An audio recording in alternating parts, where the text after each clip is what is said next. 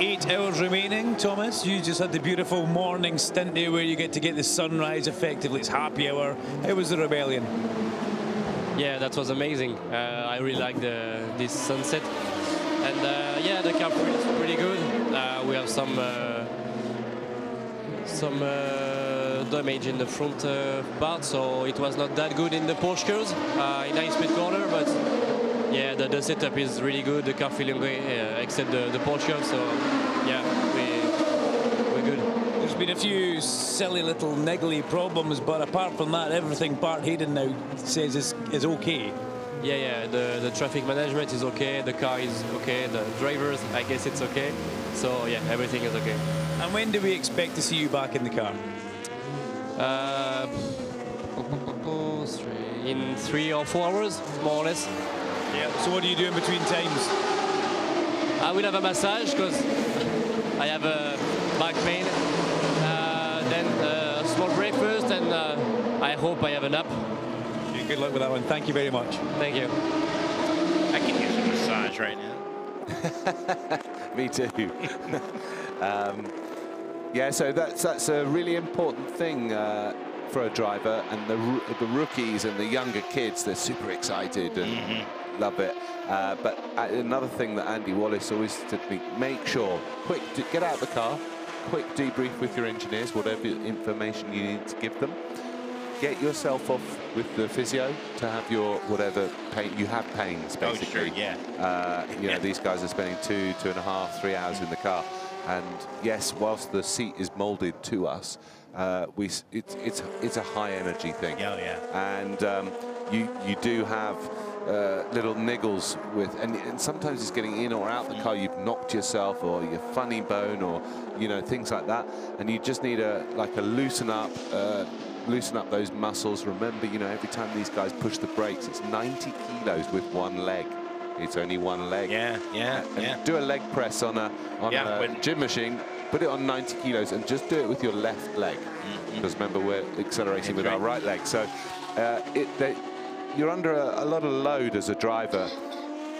So quick massage, put some food into your system, straight to your motorhome, which is just behind the pits here, and you don't really sleep, but what you do is just rest the body, shut your eyes, because your eyes are another area which that focus that you have. Everyone's driven for a long time when they drive from London to Scotland, or from north of France to the south of France, or wherever, and that feeling after a while, your eyes just start to burn, just dry up and stuff.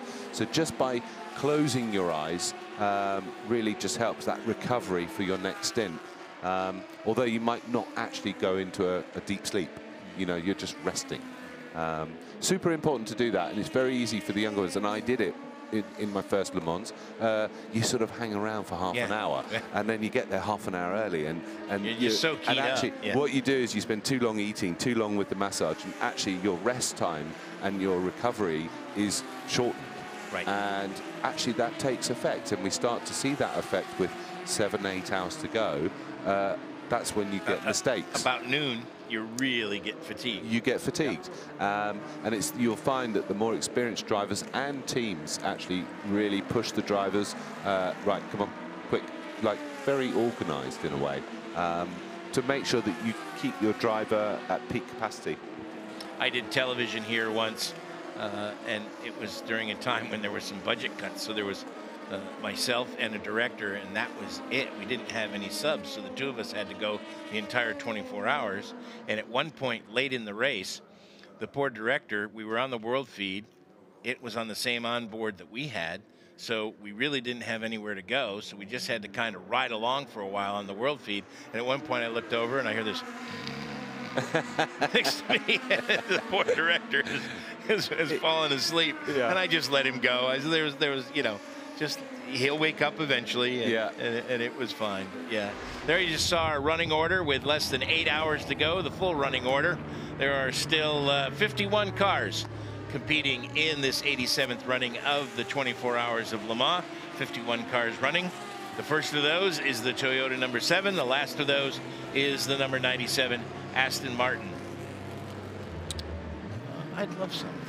Do you know what? 51 cars still running, ladies and gentlemen. That's pretty good. That's pretty good because, well, 10 cars out basically. But actually, it was only a few years ago, there were only 55 cars running in this race, and we used to have Garage 56. Yep. So actually, from just a few years ago, that's only 4 cars out. Right, yeah. You know? Which actually, by this time when I was doing Le Mans, it was down to 40 cars running. Which actually 35, gives you, 35. And gives you less traffic, doesn't it? Now there's still 51 cars out there. It's busy, this place. It's busy. It's rush hour. Yeah. Pit stop sequence starts for the LMP2 top 3 cars. The DragonSpeed car is always the first to pit in this sequence out of 4th place. But now we have the leading G-Drive with Van Oyter behind the wheel making a pit stop, as well as the Aubry in the Jackie Chan number 38. Both of those cars have completed their pit stops. 1 minute stop for the G-Drive and a 1 minute and 2 second stop for the Jackie Chan entry. So now we'll be waiting for Negraro in the Signatech Alpine to come to the pits in the number 36 car. They always seem to stay out a couple of extra laps. A little bit off sequence. I don't know why. I'm just having a look at Lopez. Lopez is in his 3rd stint, currently averaging 23.0 after 10 laps. Kazuki Nakajima in P2 in the other Toyota is 11th lap of the stint, and he's averaging 3:25.1. Some 2 seconds difference. Yeah. And we've sort of seen this throughout the race, haven't we? This sort of 1 to 2 second gap, which the 7 car just has this slight straight line speed advantage. The drivers seem a bit happier in that car. And yeah, it's just a strange thing that's happening, that they just seem to be able to eke away from the sister car. But for the 8 car, they're still going to win the championship. And as it sits right now, they are. Yeah. So the 36 Signatech Alpine comes in as we predicted, and just routine fuel, little cleanup, and back to the action. A 1:02. Only 7 seconds now between Leitz and Magnussen in the Porsche and Corvette, 1st and 2nd in Pro. Jan Magnussen likes the morning. And he's showing it now. Thank you very much for the tea, Peter Dumbreck. Yes. Welcome back. Yeah, good to be back. It's taken a little bit of an effort to wake up this morning. It's been a while. It's been a while since I did one of these races. When I went past your caravan, it was vibrating. I think you were snoring pretty loud. Right. I think that was my toothbrush going off, maybe.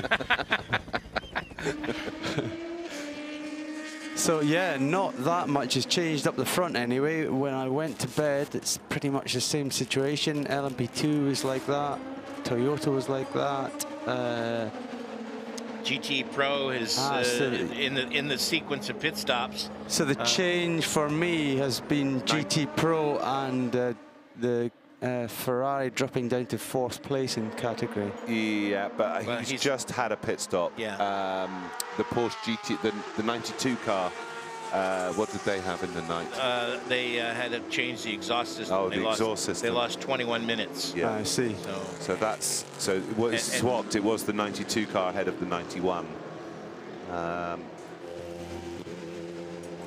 Westy's been in the pit lane. He had some repairs done as well, didn't he? Yep. But it was under full course yellow. LMP2's pretty similar. Aston are having a shocker, apart from TF Sport, who are P7 in class. The Gulf Racing Porsche has just had a trip into the gravel. As it sits right now, if the race were to finish now, and it's not going to,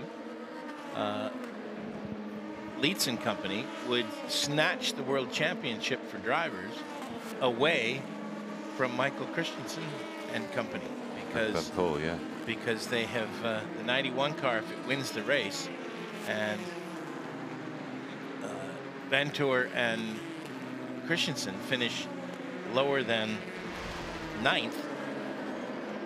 The 91 car will win the championship, and currently that car is 12th. And that's 12th in class. Does this AM car from Ben Keating, does that take points away from them? Yes, it does. It does. So actually they're 13th. Yeah. Right. That's right. And they need to be where? In the top 9? They have to be 9th. Yep. Okay. 9th or better will guarantee them the championship. A mere 7 hours and 50 to go, though. Yeah, but the 91 car has to win. Yes. You know, if the 91 car is... Pastor Maldonado. Pastor Maldonado has been pushing very hard, and I think it may have finally caught up with him. And a full safety car now. Safety car has been deployed. Terte Rouge, no? Yep. Driver's left at Terte Rouge. He's bounced a long way back onto the track. He's moving. Yep. He's talking to the marshal, but he's not jumping out. It's a high-speed corner there. Is he trying to fire it up again, maybe? And see if he can drive it away? Yeah. Marshal checking to make sure that all 4 corners are still on the car. DragonSpeed's LMP2 car was currently in P4. They've had a bit of a shocker with their LMP1 car, which has retired. Yeah. Rough day for DragonSpeed, just like a rough day for Aston Martin. Here's another look. Oh, he's gone in. Looks like he's gone into the end of that tire wall. Yeah. And bounced back out. That's the quick stop is what's... it's the end of... It's quite far.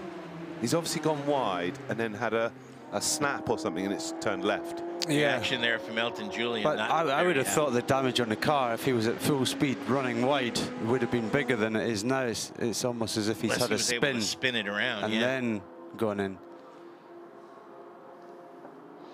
So this is another safety car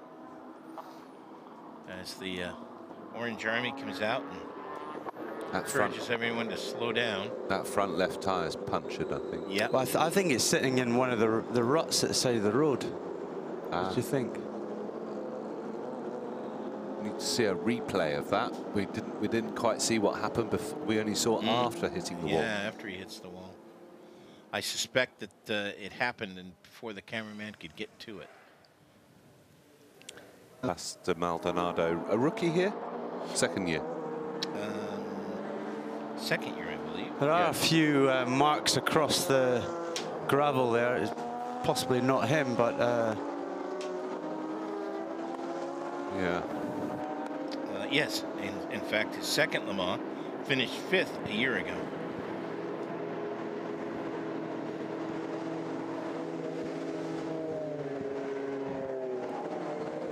Do you remember when he won the Spanish Grand Prix?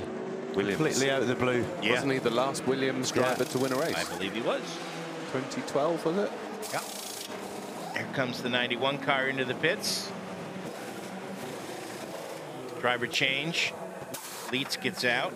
So this net that you can see Leitz trying to plug in, it's quite a stiff thing to do. That net was actually introduced after Alan's crash here in 2013. And the net, basically, it plugs into the roll cage of the car. Yep. With these clever fixing points with a button that you can push to undo one side.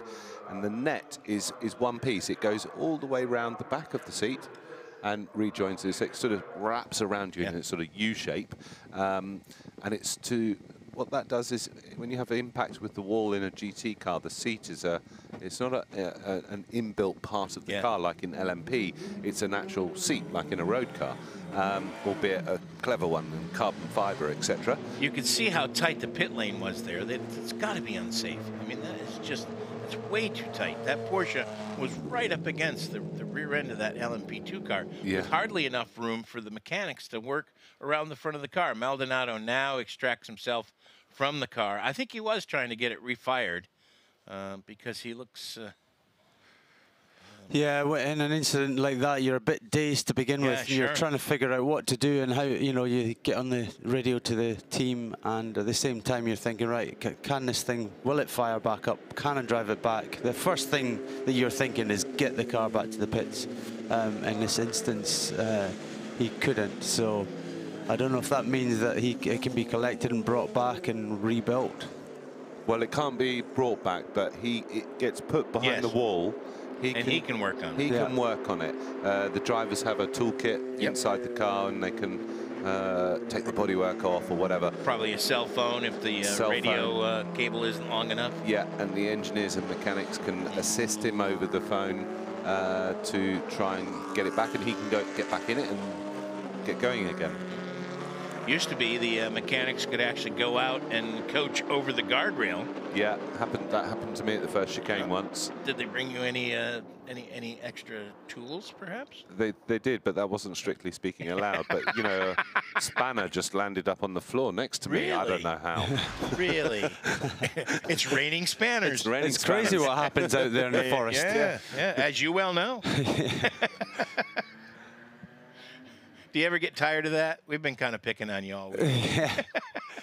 Well, it's significant this year, isn't it, with the 20th anniversary, me flying off into the woods. So, yeah, it's one of those things that happen. So, has that piece gone on? Has that piece gone on the app yet? It has, yeah. Has it? Yes. Yeah. Oh, cool. So, ladies and gentlemen, you can have a look at that. It was a very emotional and moving piece in a way, done by Louise Beckett on Peter's crash, and they went and found the spot where he crashed in spectacular fashion, as most of his crashes always are quite spectacular. Yeah, either go when you're flat out all the time, that's what happens. He doesn't have a little one. It's always just like, you know. Well, I'm a little bit like Pastor there.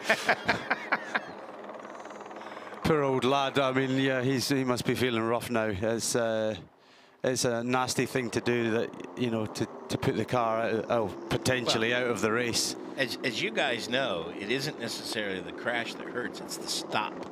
So there's a lot of times when you see these spectacular crashes where there's body parts flying and everything else, that's energy actually being dissipated. Yes. It's the time when you hit and stop that, you know, your body parts are still, the driver's still going however fast the car was going inside the car. The car stops and the driver is stopped by the belts. All his internal organs are going. They see just the end of it.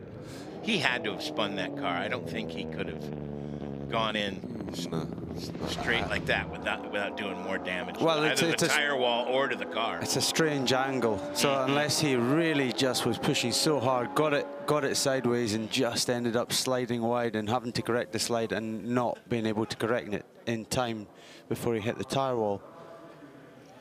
Well, every driver's had lots of crashes, obviously, but yeah, the one talking about energy and dissipation of multiple wind. I've rolled a car once and it looked spectacular, but actually I was absolutely fine. Yeah.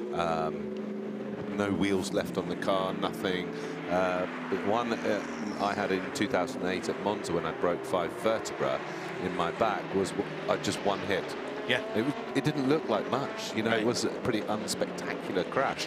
Yeah, I was in the race and I remember driving by your car thinking, it's a bit of a hit, you'll be all right. Yeah, but we got the pitot tube at the front of the car, so we got the airspeed, and because I did actually take off because the wishbone failed whilst in a straight line, and yeah, the speed into the tire wall was 152 miles an hour, and it was just one hit, one boom.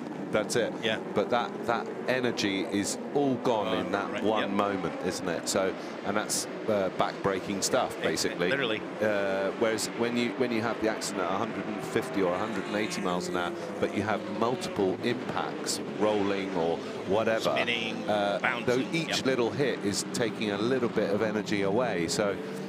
Yeah, you're right. The ones that don't look that spectacular are the ones that actually do the damage to the human body. Well, and to the car. So under our safety car, let's see what this has done to our battles. Obviously, looks like the Toyotas might have been separated. Yeah. And down in GTE Pro, Corvette goes back into the lead. Yeah, Corvette goes back into the lead, and it looks like the top 3 have now been separated from the rest of the field. So it's Corvette, number 63, the Magnussen behind the wheel of that car, Patrick Pilet in the 93 Porsche, and then the AF Corsa Ferrari with Daniel Serra behind the wheel have gotten themselves separated by the safety car from the 4 Fords 66, 68, 67, and Fred Makovici in the 91 Porsche. So there's the 77, the points leader in the GTAM category, coming out of the pits in 6th position, taking that opportunity while the safety car is out to do a disc change.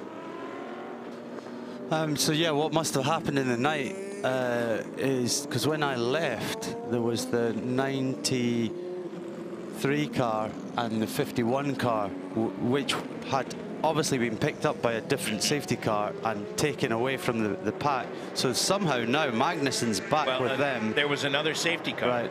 And that brought the field back together. The safety car took it away, and then the safety car gave back.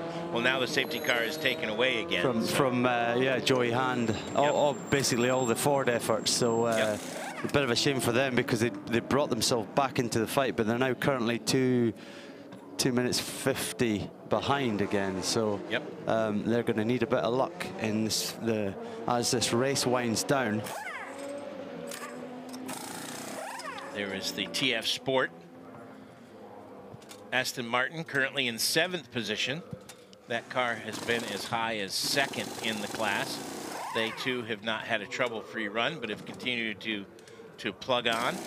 There you see the also the Kessel Racing number 83. Michel Gatting will be getting out of that car. I just saw the driver change going on.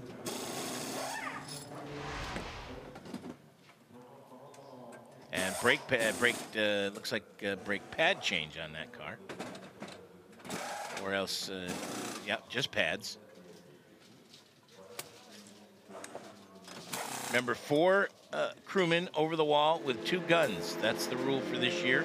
And you can complete work while the car is being refueled. Let's check in with the 93 car. If we put tyres on your car now, we won't have enough to do singles at the end. I don't need to get new tyres, I just need clean tyres and hot. That's the only thing I need. That's very telling. I don't need new tyres, I just need clean tyres that are hot. Patrick Pilet. They were telling him that they don't want to put new tires on because they won't have enough for the to single stint at the end of the race.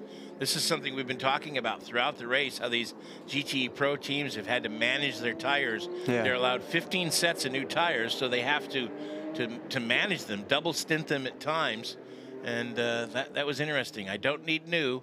I just need clean and hot. So what does that mean? That he wants a set of tires put on from a previous stint that they've put back in the heater and cleaned up. You know, they use it the heat gun and they use the metal trowel in effect to scrape off the outer rubber, and then they can put them back on the car. But in that instance, they also have to check very closely for little flat spots when tires, you know, as drivers coming into various corners, it's quite easy to nip up the tire and just create these little flat spots. No ABS on these GTE Pro cars. There you see good shots of our 4 class leaders. José-Maria Lopez, Jaap van Ooyert, Jan Magnussen, and Ben Keating.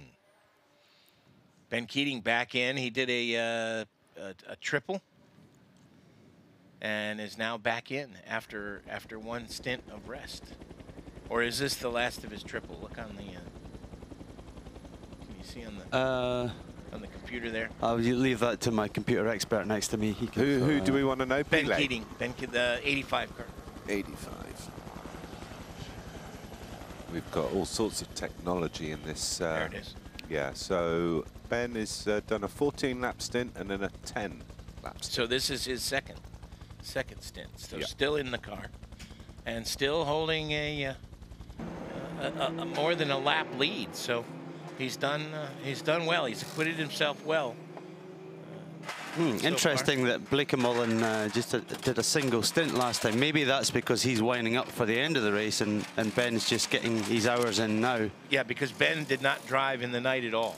So as soon as it started to get to a point where we were going to start to see some sunrise, they put Ben in the car. Yeah. And they told us, they told Duncan that he was going to do a triple, which would get him far enough in his driver requirements that they could then manage it late in the race. Yeah. So, I think he has to do a minimum of 6 hours, no?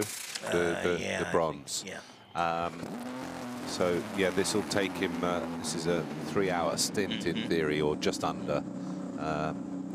Well, Keating Motorsports seem to be managing it very well so far. They've even nipped ahead of a couple of the running GT Pro cars, the BMW and the Porsche 90, 92 and 81. So gradually moving up the order on page 1 of the screens now, which is always a good sight.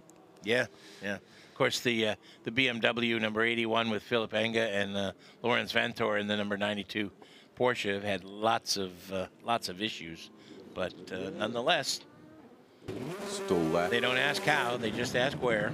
You finish. So, yeah, when I was with Roald Goeth in the Aston, actually, Roald was a good gentleman driver, but also one that didn't like driving at night, and which is quite often the case for the AMs. They tend to be slightly older sometimes, and they don't. The eyesight's maybe gone a bit. Leo Hendry, when he won in GT, yeah, same thing. Didn't drive at night. So Stuart Hall and I would basically double our way through the night. Luckily, because it's summertime, we're middle of June. It's a short night. It's a short night, some 6 or 7 hours of darkness. But still, it's always a tough thing, because you really don't, when your body clock is in that sleep mode, you don't get the opportunity to sleep with just 2 drivers, obviously. And yeah, so you had to sort of get the AM in just at the end of the first day before the darkness comes, and then they get up nice and early. Sometimes they don't always turn up when they're meant to, but you know, hence why Jerome's maybe done a single stint, because maybe Ben hadn't turned up from his hotel. He was having breakfast. Obviously, whereas in the pro cars, you know, the pros are, right, this is when you're in and that's it, full stop, no discussion. So new Dunlops going on the number 28 TDS. And also the driver change there, as Francois Perotto will take over that car. So that's the AM in the car. Did they do some brake work on that car or something? Why are the tires so late to be changed? Because they can tire while they fuel. I mean, well, safety car's out, of course, so maybe they're just using this opportunity to, you know, have a look, just check everything over. It's perfect. Well, yeah, better. They don't gain anything. It's probably going to have to sit at the end of the pit lane now anyway. Better to do some extra work in the box and then sit down at the end of pit lane. Yep, good point. If he gets there before that safety car, which is just going onto the pit straight now. No, he won't get out. He won't get out, no. He'll have to wait. So the rule is basically once that Porsche 911 safety car comes onto that pit straight, the red light goes on. Yep. But we saw that yesterday. The red light was on for one of the, and it seemed to be the safety car was way back in the Porsche cars, and they didn't let the car go. So I think once you're stationary and then a safety car passes you, you join the back of that one. Yep. Some outdoor sleeping there. Yeah, you can do that when it doesn't rain. Yeah. Yeah. All tucked up that together. Doesn't look very comfortable. Some 250,000 fans come to see this race.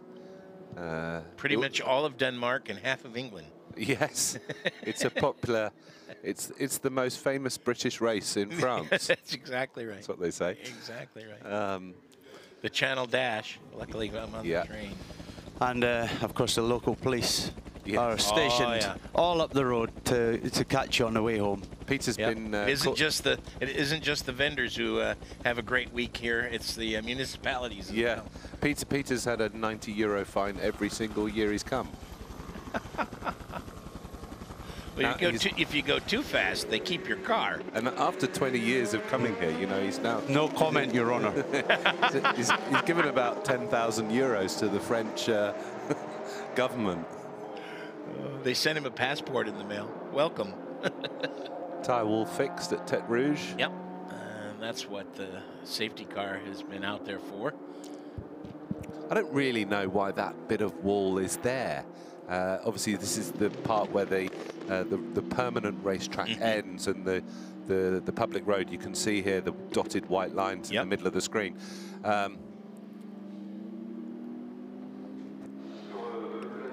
So let's go down for a little Ford moment. The Fords have all been caught behind a different safety car. What do they think of that, Duncan?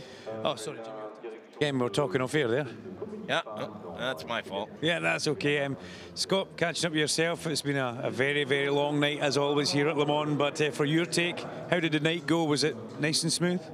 It was pretty much until about, I don't know, about an hour ago. We had a power steering failure, and then we had a puncture, and we'd all just pit within a couple of laps. So we had to pit like 3 times in a 5-lap period, so that definitely hurt us there. But yeah, it's been an interesting race. I don't think we've really had, you know, the straight-up pace that we needed to, you know, really go for the win. But we were doing some pretty good stuff with pit stops and keeping the pace generally right there. But there's definitely some quick cars. So. Yeah, what have you got towards the end? When do we see Scott Dixon back in the car? Should have already been in, but with the sequence that we had, you know, I'll be in after this stint's done. So you'll ride my time out, and you know, hopefully we can. I don't know where we're sitting 7th at the moment, so hopefully we can maybe crack the top 5. So you've got the big boss here as well today, having a wee visit to Le Mans? Yeah, he doesn't look happy either. I can see why. You know, it's been a rough night, I think, for the Ford GT group. You know, in general, you know, we just haven't had the outright speed, I think, that we were kind of all hoping for. But with the current formula, it's just how it rolls sometimes. Listen, thank you very much. You have a good one. Keep you posted. And your safety car line restart is just exit Avanage. Okay. So safety cars are in this lap. There you see the leader in the GTE Pro category, the Corvette number 63, Jan Magnussen behind the wheel. Obviously, this safety car has bunched up the top 3 Pro cars. Now, some 5 seconds separate them. Yep. Although I think is Jan due a pit stop anytime soon? I think the front 2 are, yes. Yeah, Jan is on his 14th lap, I think. Yeah, so he'll probably come in as soon as the safety car pulls off at Arnage. And I suspect we'll see Pilet in fairly soon, if not as well. Pilet's on his 16th lap of this stint, so... Good Lord, he'll definitely be in. Yeah. So, of course, a standard stint is around 14 laps, but when you get full course yellows and safety cars, they have a map switch in the car, which they will, is a safety car map, we call it. And it basically leans off the engine to use less fuel. And that's how you can eke out these laps. Didn't the Porsche and Audis actually lower the number of cylinders that we're firing? Yeah, I think so. Yeah. The Audi, yes, I remember that. So instead of it, if it was a V8, it would only run on the 4 cylinders. Much like we now have. I think that sort of thing was developed on the racetrack. Yeah, oh, sure it was. And is now in the road cars. So lights off on the safety car. There's that gravel from earlier on where they didn't get that all off. No. It's still there. You would think that would have been swept up the time we've got. Pace car pull off, and away we go. Magnussen weaving. Everybody's still trying to get some heat in their tires. Those cars are weaving, and there's a prototype trying to drive up the inside of them. They better keep their eyes open for him. Or else they're trying to make sure the fuel's on the pickups. Wouldn't that be a kick? Yeah, so likely to see Pilet in this lap.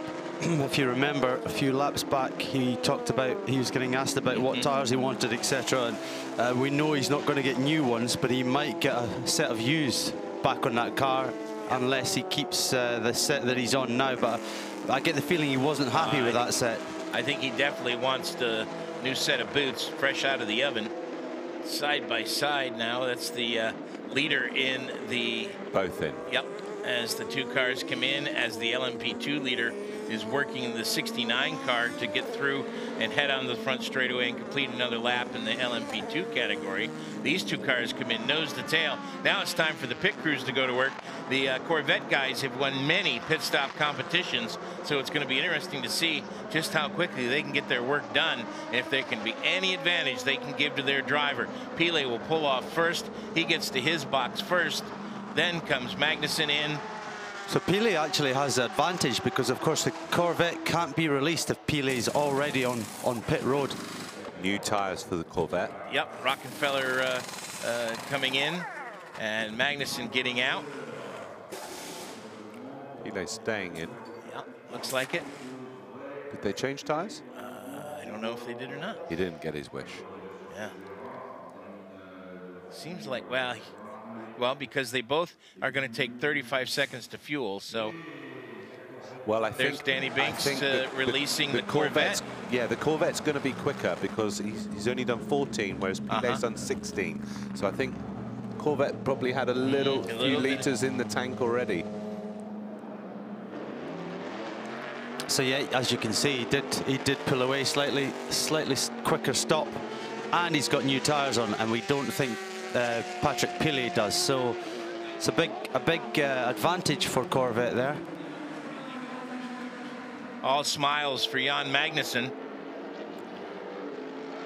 And the difference when you go out the pit lane with those new tyres is quite a big difference, actually. It really gives big confidence boost, doesn't it? Rocky will be like, oh, this feels good. Nice time of day to drive. Sun's just coming up. You can see perfectly, but it's still nice and cool. And you get a good sort of 2 or 3 laps where the car is totally hooked up, and then it just starts getting a little bit loose as you get the peak of the tire starts to drop slightly. Now these tires, they don't have tire warmers per se. 3-minute stop and go penalty for the 3 car because of a tire rules violation. So that is Gustavo Menezes. That's not going to be good. Now these tires are literally in ovens. They're warmed up, and then they're brought out to the pit lane. Unlike with the tire warmers, where the warmers are left on the car, as we see, that looks like one of the. That was Ben Keating. Oh, don't throw it away now, Ben. Oh, well, he needs to keep that car rolling. He needs to keep it rolling. Cold tires, clearly. He's going again. He's come off the safety car. Tires have got cold. There's 2 ways of keeping them warm. Obviously, the weaving point of things, but you can keep braking and accelerating because the heat from the brake disc dissipates through the wheel as well and keeps the heat in. So the question I keep trying to ask, how much do those tires cool from the time they come from the oven to the time they go on the car? Yeah, your tires will lose 20 degrees maybe. Just going down the pit lane, they lose a lot of heat. Okay. But they're still a lot warmer than they would be if they're just put on cold. Yep. Put it this way, the difference when you race in ALMS or the old IMSA IMSA now, which doesn't have tire warmers. That's right. Or baking ovens or anything. The difference is massive. Yeah. Massive difference.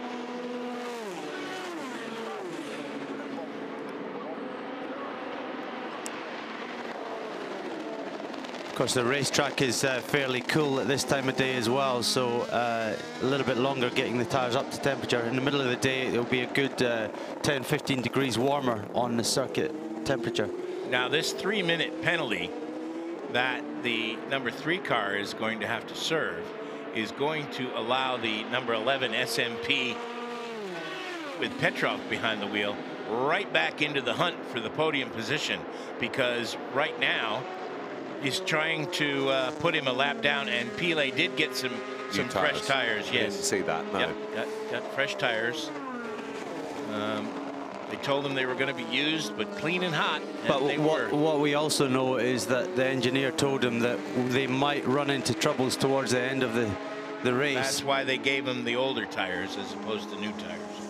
Yeah, so he's got new tires. New to him, but not new. Whereas who's in the car? Rocky got brand new tires. Yeah. Yep.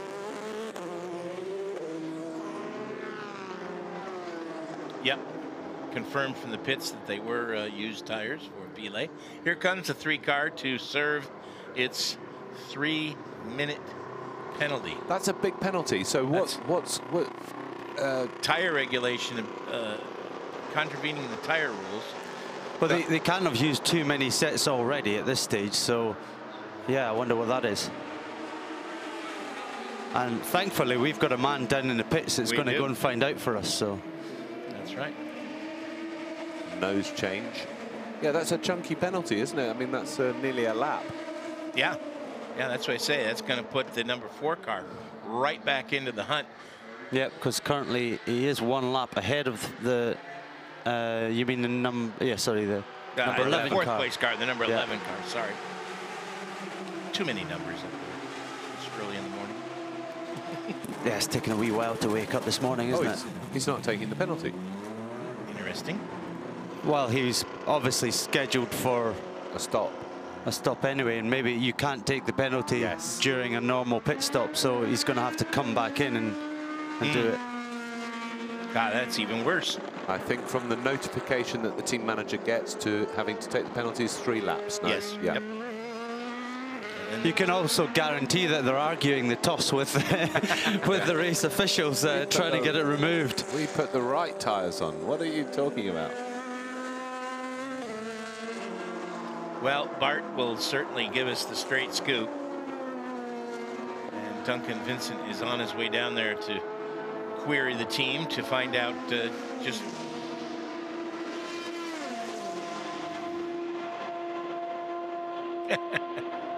he's going to be tired of seeing poor Duncan come into the pit lane, because every time he's had to make a visit, it's because there's something been going wrong with the car. And there you see the number 11 circulating, Vitaly Petrov, trying to make up that lap. Of course, he won't do it on that just normal pit stop for the 3 car, but he is in position to not only make up his lap, but possibly take over the the 3rd podium position. Oh, I'm meant to be off now. I'm going to go and have some breakfast. Yes, save me some bacon.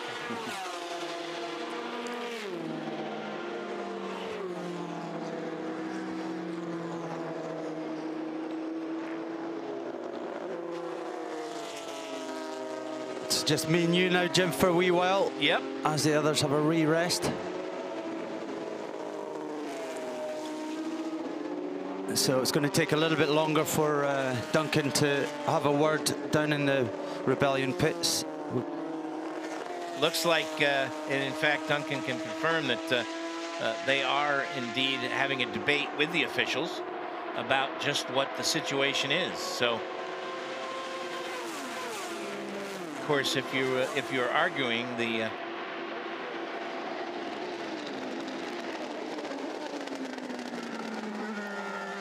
you know, I've quite a few friends and contemporaries that I raced against who are moving their way into race management, team management now, and it does make me think, you know, maybe that would be interesting to me. But then I see things like this, where you know, things just don't go your way, and you're like, oh, what happened now? And you've got to deal with it, and it's like, oh, maybe I don't need that headache. I just keep driving a bit longer.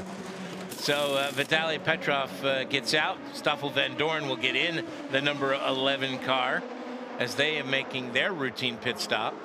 So and they will be eagerly awaiting to see just what will transpire with the number 3 Rebellion car. And in GT Pro, the 2 pit stops we watched earlier with Jan Magnussen changing over to Mike Rockenfeller and Patrick Pilet getting some fresh tires, has dropped those 2 cars into 2nd and 3rd respectively, as Daniel Serra is now back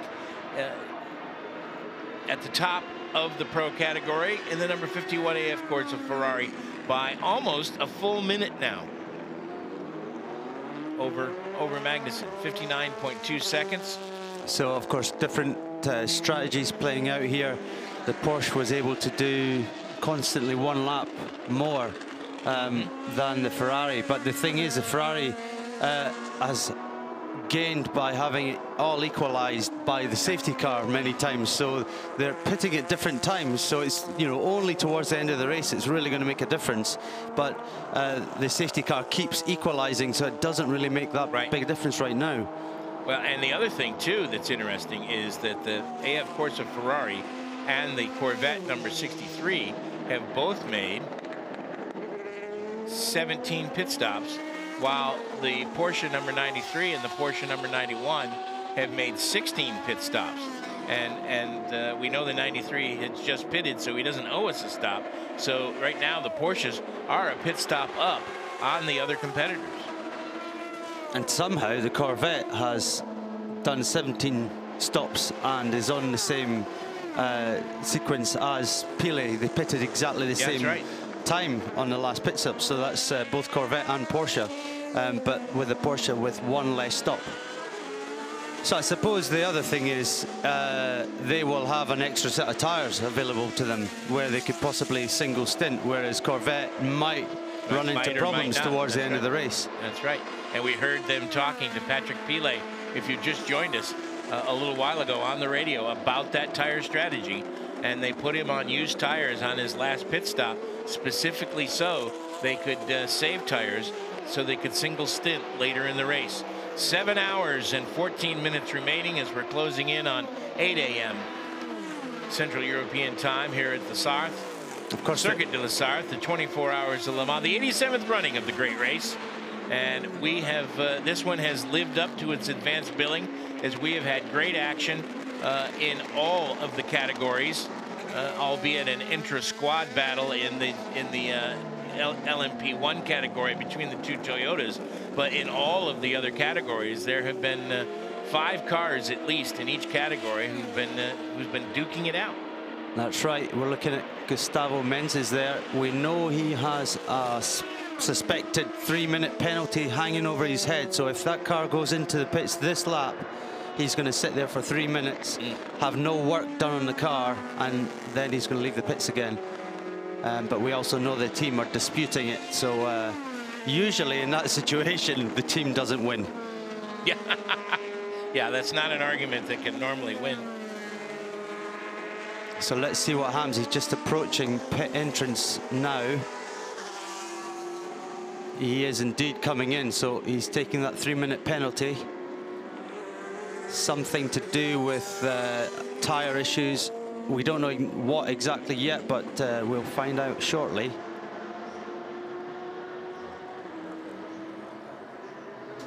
This is going to be agonizing for the young man. It is, because it means that Stoffel Vandoorne, who pitted 1 lap ago, will suddenly be back on the same lap as him. Here he comes to a stop. And now he gets to sit for 3 minutes. And you know, these guys are keeping the Toyotas honest up ahead of them. Okay, they're a few laps down, but it only takes a little problem with one or both of the Toyotas, and suddenly these privateers can move up onto the podium positions and perhaps even the lead positions. As we've seen before, it can be the very last lap. Toyota's gone out before, so of course they cover all these things. Year by year they improve the car, they improve strategy, but and for sure they're not running the cars flat out as well. They're just running within themselves. So there is Stoffel Vandoorne, elate of the McLaren Formula One team, now enjoying his first Le Mans, and he is about to get himself very much in contention for a podium position here, as the 3-car continues to sit. Tick-tock goes the clock, and it is certainly not going by nearly quick enough, because not only is it the 3-minute stationary, but it is the time to get to his box and the time to get out. So you're looking at about a 3.5-minute penalty when all is said and done. So he is going to get out of the pit long before Vandoorne comes, but Vandoorne was a lap down. That's right. And he's just had his stop. Yep, and he's made that lap up, so now he's going to be back on the same lap, albeit 4 laps down from the race leader.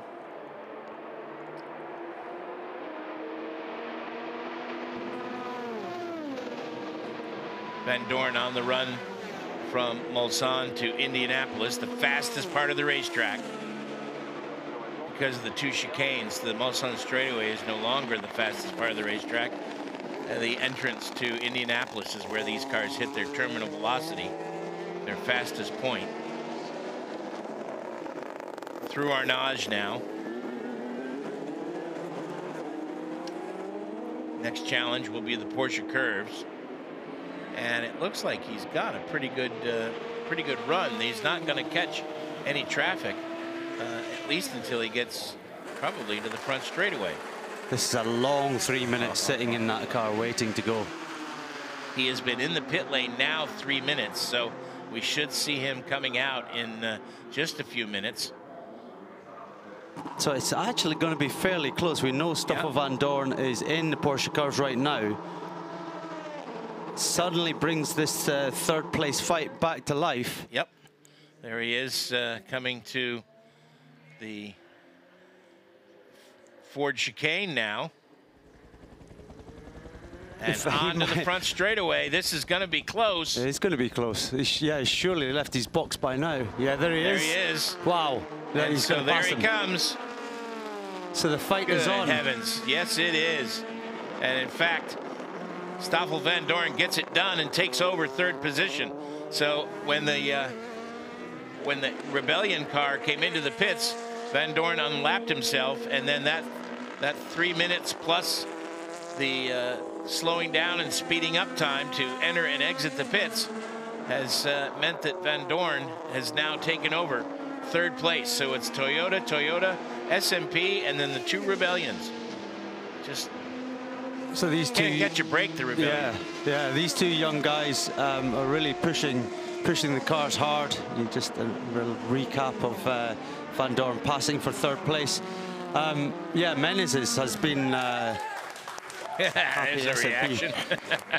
he's been a very strong driver this weekend, so I'm interested to see now when it's head-to-head with SMP and Vandoorne, who's going to come out. Can do. Yeah. And that will certainly get a little bit of energy into a tired pit crew when your driver can come from a lap back to full-on contention for a podium position. Yeah, Rebellion had worked hard for that gap, and suddenly it's gone within a short while. It's gone just like that because of one infringement.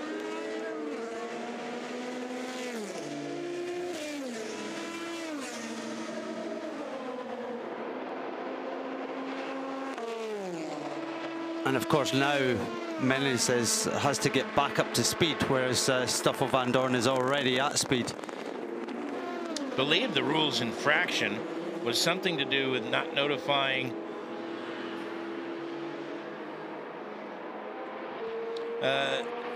reintroduction of previously used tires in order. So it has to do with a paperwork error. Good Lord. Let's go for a Toyota moment with Duncan Vincent. Okay, yes, we have Rob Loypen here for Toyota. Rob, can you give us a little overview of how the cars have performed throughout the night, please? Well, we have seen quite steady performance from 7 and 8. 7 pulling away from the 8. They have a bit the edge.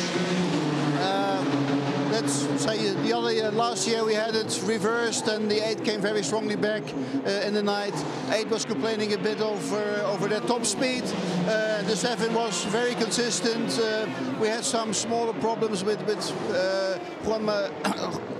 José-Maria in this stint before, but it seems to be now slotting in slowly. I hope everything stays as it is at the moment, that the cars are reliable and continuing, but for the moment we can be very satisfied. We have to be careful with this word. That's okay. Fernando was on social media and he said that there was the speed problem was the door wasn't closing properly. Could be, yes. We have an issue with the car 8. They said the stop speed is a bit missing.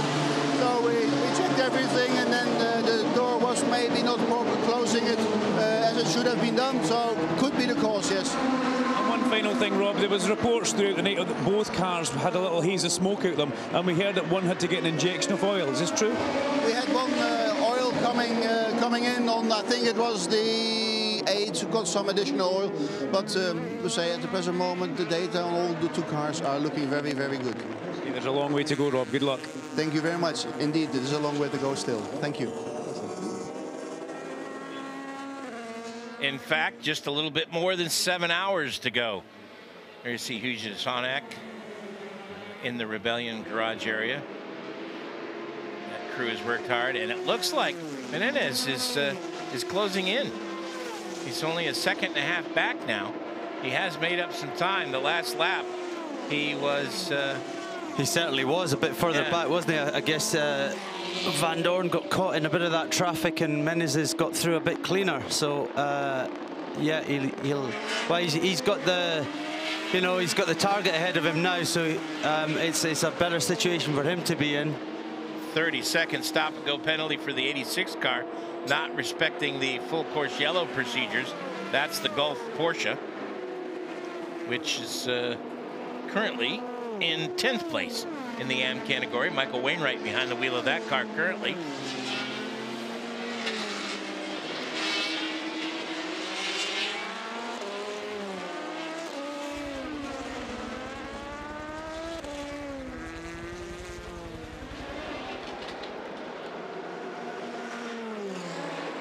When you're chasing, when you've had a penalty like that, and then you can see the guy in front of you, is it kind of got the bit between your teeth? Oh, absolutely, yeah. You know, he's been lapping on his own consistently, not bothering about anyone else, just doing his job, and now all of a sudden he's been tipped back behind his competitor, and he can see him ahead. But I tell you what, Vandoorne is pushing it hard. The last sector, he was 2 times quicker than Menezes, so he's not going to be a pushover. This is not going to be easy for the number 3 Rebellion to catch and pass him. These cars very even at the moment.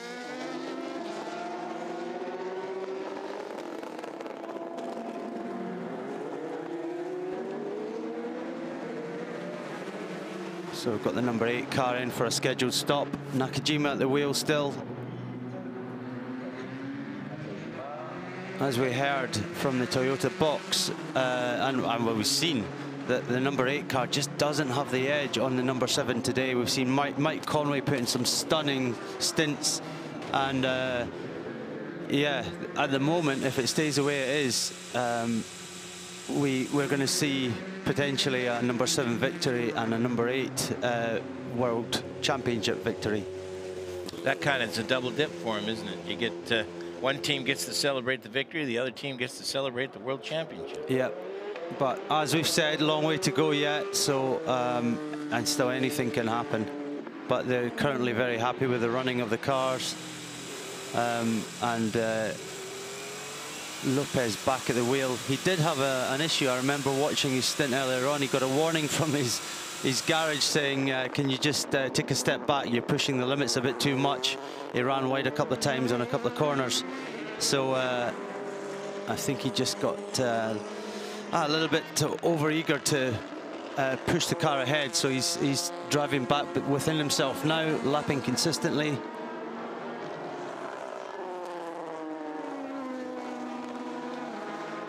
So coming up on 7 o'clock, or 8 o'clock here in Lessard, 7 o'clock, 7 hours to go, 7 hours and 2 minutes to go. So I think it's time for me to, that's about bacon o'clock for me, so. Well, you enjoy that, mate. Yeah, yep. No piggy ever died in vain when I'm around, so. The 51 car makes its pit stop. Daniel Serra will stay behind the wheel of that car.